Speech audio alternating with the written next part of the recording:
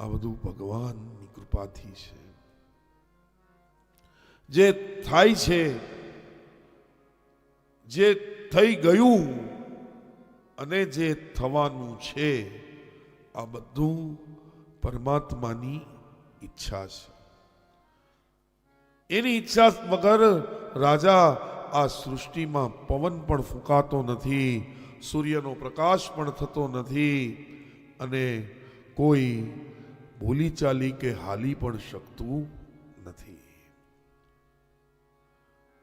સંસારમાં જે મળે છે એને ભગવાનની પ્રસાદી સમજો.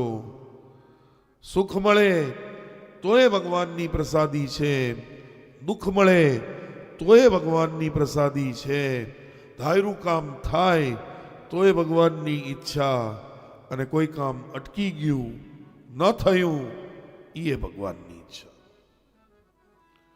આ રીતે જો ચાલશો તો તમને સંસાર પહાડ જેવો નહીં લાગે.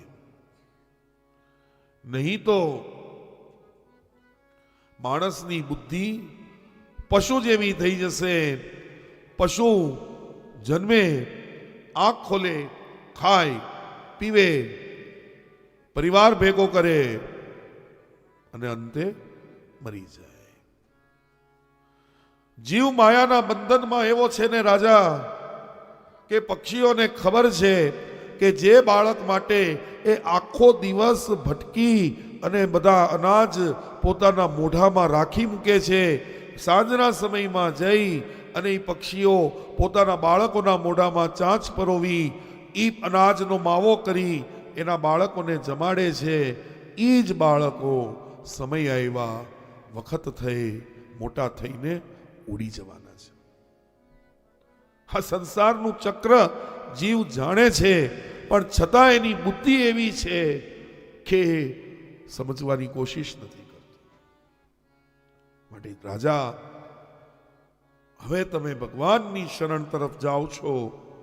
હું વધારે તમને કંઈ નહીં કહીશ, એટલું જ કહીશ કે ભગવાન તમારું કલ્યાણ કરે.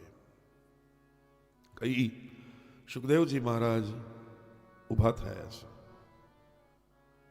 ફરીથી મહારાજ મૌન થઈ ગયા છે.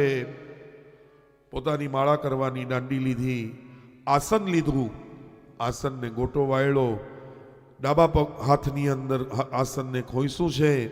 માળા કરવાની દાંડી એક હાથમાં લીધી છે, એક હાથમાં કમંડળ લીધું છે.